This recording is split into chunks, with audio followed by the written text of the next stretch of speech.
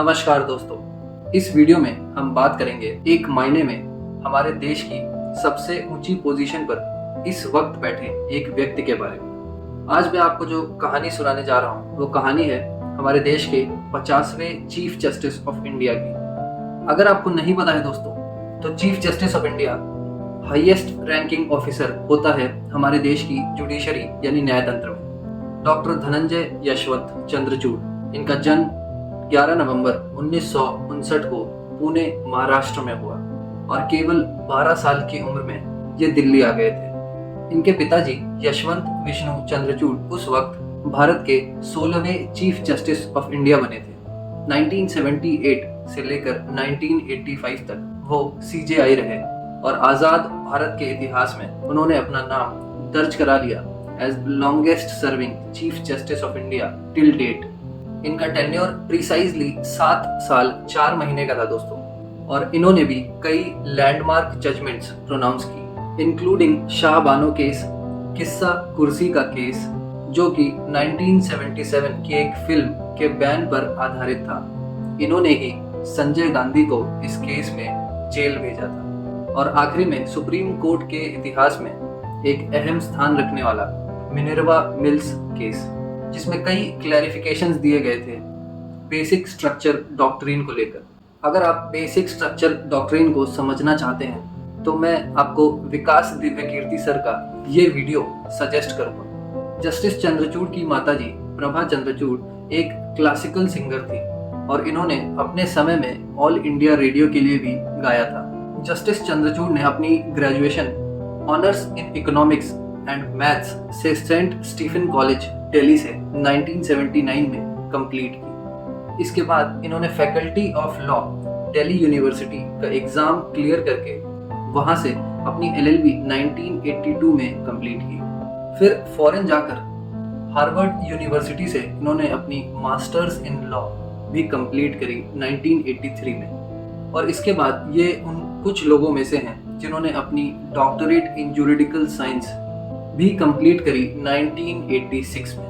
और ध्यान रखिए दोस्तों, इतनी पढ़ाई उस जमाने में जब एक डिग्री पाना ही बहुत बड़ी बात हुआ करती थी। आइए अब इनके करियर पे एक नज़र डालते हैं। दिल्ली यूनिवर्सिटी से LLB कंप्लीट करने के बाद ये लॉयर्स और जजेस को as a junior advocate assist किया करते थे। और हार्वर्ड जाने के बाद इन्होंने एक law firm Sullivan and Cromwell में भी काम किया था। अगर आपने नेटफ्लिक्स की एक सीरीज सूट्स देखी है तो आप इस रेफरेंस को बेहतर समझ पाएंगे। खैर, इंडिया लौटने के बाद इन्होंने सुप्रीम कोर्ट ऑफ इंडिया में और बॉम्बे हाई कोर्ट में लॉ प्रैक्टिस किया। इसके बाद जून 1998 में महज 38 साल की उम्र में इन्हें बॉम्बे हाई कोर्ट में as a senior advocate designate किया गया, जो कि बहुत रेयर है 40 साल से कम एज के एडवोकेट्स के लिए।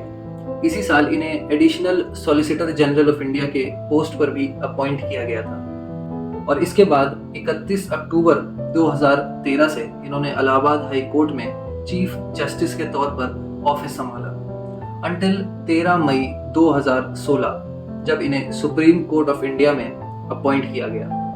यहाँ पर मैं आपको ये बता दूं कि इलाहाबाद हाई कोर्ट सबसे पुराने हाई कोर्ट्स में से एक है हमारे देश में, जिसका इतिहास लगभग 154 ईयर्स यानी 154 साल पुराना है। ये 1869 में इलाहाबाद में स्टैब्लिश हुआ था। खैर, इसके बाद फाइनली 9 नवंबर 2022 को जस्टिस DY चंद्रचूड़ हमारे देश के 50वें चीफ जस्टिस ऑफ इंडिया के तौर पर अपनी शपथ लेते हैं। इनका जो परसेप्शन है यानी छवि है वो एक नॉन कन्फॉर्मिस्ट की छवि है। नॉन कन्फॉर्मिस्ट का मतलब होता है a person who does not conform to prevailing ideas और प्रैक्टिसेस in their behavior और views।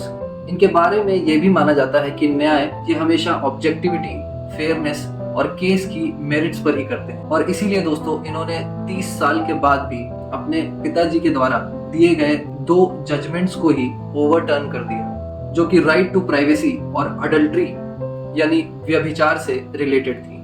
ये भी अपने पिताजी की तरह गवर्नमेंट को नापसंद फैसला देने से नहीं घबराते हैं।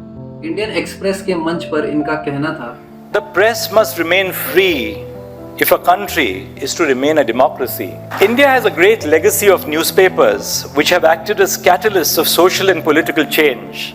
आइए अब इस वीडियो के लास्ट पार्ट पर आते हैं और इनकी लैंडमार्क जजमेंट्स पर एक नज़र डालते हैं। इनके 6 साल के सुप्रीम कोर्ट एक्सपीरियंस में इन्होंने सारे सिटिंग जजेस में से सबसे ज़्यादा जजमेंट्स दिए हैं और 19 अक्टूबर 2022 तक वो नंबर 513 जजमेंट्स का था। इसके अलावा ये अप्रॉक्सीमेटली 1057 यानी 1057 बेंच के पार्ट भी रह चुके हैं, जिसमें इन्होंने जजमेंट्स में अपना कंट्रीब्यूशन दिया।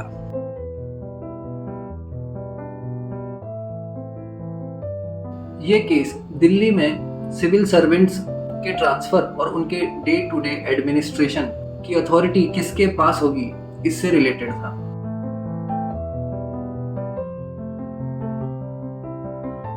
ये केस आधार कार्ड स्कीम और राइट टू प्राइवेसी से रिलेटेड था।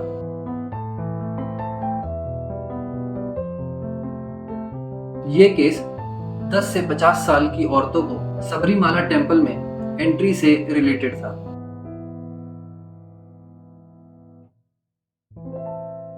ये केस हमारी इंडियन आर्मी में औरतों की परमानेंट कमीशन से रिलेटेड था। और आखिरी में द इनफेमस 1045 पेज लंबी जजमेंट अयोध्या टाइटल डिस्प्यूट 2019। इन जजमेंट्स को एक एक करके एक्सप्लेन करने में ये वीडियो काफ़ी लंबा हो जाता, इसीलिए अगर आप पढ़ना चाहें तो इनकी जजमेंट्स को मैंने डिस्क्रिप्शन में डाल दिया है, आप पढ़ सकते हैं दोस्तों। लास्ट बट नॉट लीस्ट मैं ये कहना चाहूँगा कि CJI चंद्रचूड़ जैसे फेयर और लिबरल जजेस की बदौलत हमारा देश आने वाले समय में एक मैच्योर डेमोक्रेसी की तरफ बढ़ सकता है। इनकी पॉजिटिविटी एक मिसाल के तौर पर हमें प्रभावित करती है। फॉर एग्जाम्पल, जब इंडिया टुडे कॉन्क्लेव में इनसे पूछा गया कि इंडियन जुडिशरी में आज भी लगभग 4.32 करोड़ केसेस पेंडिंग हैं, तो इन्होंने जिस पॉजिटिविटी के साथ वो जवाब दिया वो सराहनीय है। आप खुद सुनिए। If you look at the number of pending cases in this country, there are about 4.32 crore total pending cases.